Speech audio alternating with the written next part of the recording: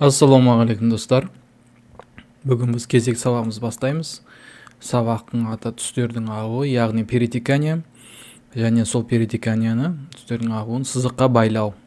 Ал мен түсіндіріп кетейін бірінші. Перетекание дегеніміз бір түстен бір түске ағуы, бірақ белгілі бір объекттердің арасындағы болатын жайт. Мысалы қараңыздар, мен мына шеңберді алдым, яғни контролды басып тұрып объектін салдым, түс берейін, және бұған мынандай түс бердім, қараңыздар, көк түс бердім, және бұны көшірдім, және перетекание деген оны қайдан табамыз десеңіздер, былай болып тұрады. Бағанағы көлеңке, алдындағы сабақта көлеңке деген басып тұрсаңыздар, соның астында үшінші тұрады. Мына иконка арқылы табуыңыз болады, егер сіздерде ағылшынша түрі болса, ал орысша түрі болса перетекание деп аталады. Осыны басасыздар, бір рет басасыздар керекті объектіге, сосын тартасыздар соған. Міне, егер көргілеріңіз келсе, контурмен көре аласыздар, міне. Көріп тұрсыз ғой. Яғни бір түс, мына объектте, мына түске объектте тарту арқылы арасындағы арақашықтық 20 тал мына жерде шығып тұрады. Осыны азайтып көріңіздер, міне. Болмаса, оны көбейтіп көріңіздер. Міне, көп болған сайын мына жақта көрсейін. Мысалы, бізде 20 тұрса, мынандай көрініп қалады домалақта, доғалдар. Оны біз 100 қылсақ, бізде бір сызық болып білінбей қалады. Енді осы әдісті мен сіздерге көрсетейін басқа түстердің үйлесуімен. Мына басамын. Яғни бұны білесіздер. Қайта айтып өтейін жарайды. Инструмент заливка, яғни интерактивный заливка, бір рет басасыздар, шелекті. Басып тұрасыздар, болмаса жиі басып тұрасыздар, бүйтіп тартасыздар. Мына сызықтың бойына кез келген түс қоюға болады. Мен мына түсті қоя салайын. Контурын алып тастайын. Әне мына түсті былай мына шеке алайын. Былай тарттым. Және мына жерде алдың сабақ өткенде свободный форма, еркін формада жаңағы құралды аламын. Сурет салатын құралдардың бірі F5 бассаңыздар, міне свободный дейді. Осыны алсамыз, мен басып тұрып былай сурет салайын, ирелең деген. Және мен мына объектіні аламын да, мына басына қойып, екіншісін мына басына қоямын. Я болмаса, керісінше осы тұрған көрінде осы перетеканы аламын да, мына инструментті басып тұрып, мына шеңберде, мына шеңберге тартамын, шығып тұр ғой. Және осыны басқан кезде бізде жоғары жақта мына жақта түрлер шығады. Арақашықтығында 20 тал болу керек па, әлде оны өзіңіз енгізесіздер, көбейесін. Және мына жақта жоғары жақта бізде сызықтың бойына қойып берейін ба деген құрал шығады, міне свойство пути дейді. Осыны бассаңыз болады. Сол кезде сізде шығады, создать путь дейді. Мынаға сызықты стрелка басасыздар, міне сізге шығарып береді. Я болмаса, мынаны басып тұрасыздар да, мышканы оң жағына апарып, сызыққа апарасыз, сол кезде шығады. Қазір. Міне, перетекание вдоль пути дейді. Көріп отырсыздар ғой. Мына сіз мынаны аласыздар, бір рет басып, шеңберді мына жағына апарасыздар. Мынаны тағы екі рет бассаңыз объектіні, шеңберді. Мынаны қозғалтуға болады. Осы шеңберді шақырады. Көріп отырсыздар, мына арақашықтығы 20 тал болғандықтан осында ширек болып тұр. Енді біз 100 талдастық, міне білінбей қалды. Көріп отырсыздар ғой. Оны көбейтіп беруіңізге болады. Міне, бірте-бірте шақтар азаяды. Яғни, қарап отырыңыздар.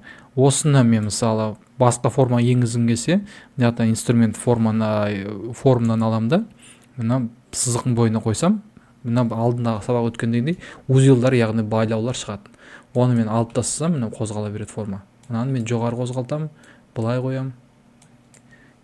Еркін формада сурет сала беремін. Және соған байланысты біздің бағанағы шеңберіміз осылай сурет салына береді. Мысалы, мына ненің логотипіне ұқсап кетті ғой, Wildberries-тің. Міне қараңыздар. Жоғары көтеремін да, мына сызықты төмен түсіре салайын. W әрпіне ұқсады, иә. Осы арқылы мына сызықты алып тастау керек. Сызықты алып тастау үшін сызыққа басасыздар да, Ctrl-K әрпін бассаңыз, мына жаққа келіп. Ctrl-K әрпін бассаңыз, сызықты жеке алып тастау болады. Сол кезде сізде мына объект болып қалады. Көріп отырсыздар, мына алдындағы шапкалар қалады. Міне, қалғандары группированный түрде жеке объект болып қалып тұр. Енді тағы бір түрі, мысалы мынау біз объектілерге жасадық қой. Енді тағы бір кез келген форманы алып көрейік, жұлдыз формасын, міне. Жұлдызға да бір қызыл түс берейік. Контурын алып тастайық. Бұлай қарай қойық та, бұны айналдырайық. Бұлай айналдырайық. Енді қарайық, перетекание жасайық. Міне, мына жақта түсін оранжевый қылайық. Көрдіңіз бе? Қызылдан оранжевыға ауысып тұр. Бұл жерде де мысалы шеңбер жасайық. шеңбер жасаған соң мынаны аламыз да, мынаны свойства пути дегенді басасыздар, создать путь, міне осының бойына қойып береді. Оны сіз мынаны алып шеңбердің кез келген жеріне қоя аласыз. Міне мына жаққа әкелейік, мына шеңберді мына жерге әкелейік. Осы шеңберге бүйтіп жасаймыз да, бағанаға айтқандай, міне вертикально вдоль пути дейді. Екі әдіспен осы тартып шығуға болады. Көріп отырсыздар ғой. Контурын берсеңіздер, міне былай шығады. Және shift page up пен жұлдызды бетіне шығарайық. Астында тұр ғой, биткі слойына шығарайық, shift page up пен міне. Түсін берейік, міне ауысып тұрады. Міне. Енді бір қызықты бір идея болды, мына қараңыздар. Мысалы, мына осы сөзді алайық. Кез келген сөз, енді мен әдейі осындай қылып жатырмын. Жаңа шеңбер сызайық. Міне қазір түсіндірем. Мынаның арақашықтығын жақындату үшін инструмент формаға кіреміз. Міне. Сосын бізде мынандай шығады. Бұлай тартсаңыз, жан жаққа интервал ашады. Егер де бұлай көтерсеңіз или түсірсеңіз, вертикалды арақашықтығын қысқартады я ұзартады. Міне, мен жақындатайын, барынша группировайын, топтастырайын. Контурымнан бәрі тексті выделять еттім де, Ctrl-G әрпін бастым. Болмас, мына жерде шығып тұрған жоқ, ол сол үшін тексті выделять еткенсің, Ctrl-G әрпін бассаң, сол кезде ғана шығады. Енді мен мына перетекан деген инструментті басып тұрған кезде бізде оболочка деген бар, міне. Осы оболочка деген құралды басып, бізде мына жерге шығарып береді. Қандай формаға енгізіп берейін? Осыны бассақ, үшін төбесінде міне. Создать оболочка дейді. Осыға қай объектінің формасына келтірейін? Шеңберге келтіреміз. Қазір болмай қалды, мұнан. Міне, көріп отырсыздар ғой, шеңберді басып едім, шеңбердің формасында келді. Мен айналдырайын. Міне. Айналдырайын, деген топтастырып берді. Мұнан кішкене созайын, оқылатындай болсын. Мұнан бұлай созайын. Енді қараңыздар, шәл созып жіберейін.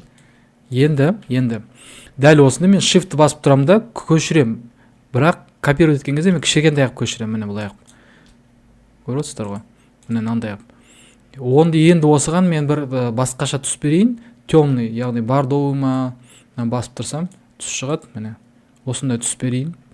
Енді перетекан деген құралды аламыз да, инструментті.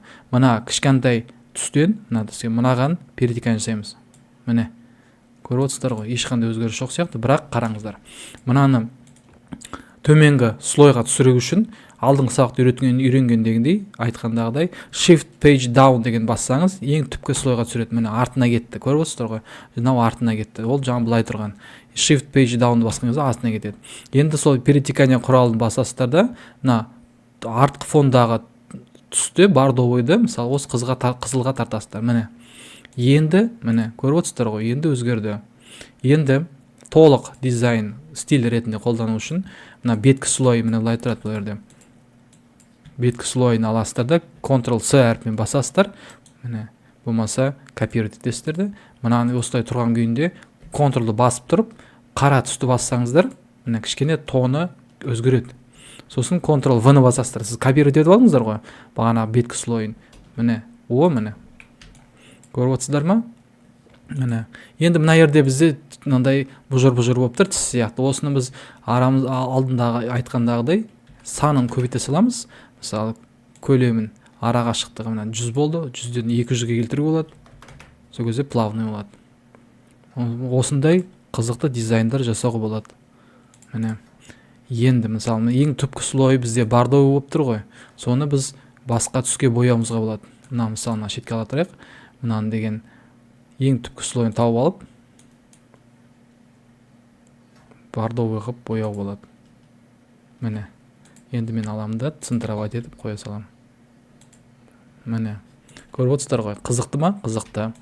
Егер де сіздерге ұнаса лайк басыңыздар. Қысқаша сабақ осы. Түстердің ағуы, яғни перетеканиясы осындай болады. Және достарыңызбен бөлісіңіздер. Және алдындағы өткен сабақтардың барлығын қайталап отырыңыздар. Сіздерге пайдалы болды деген үміттемін. Жақсы сау болыңыздар.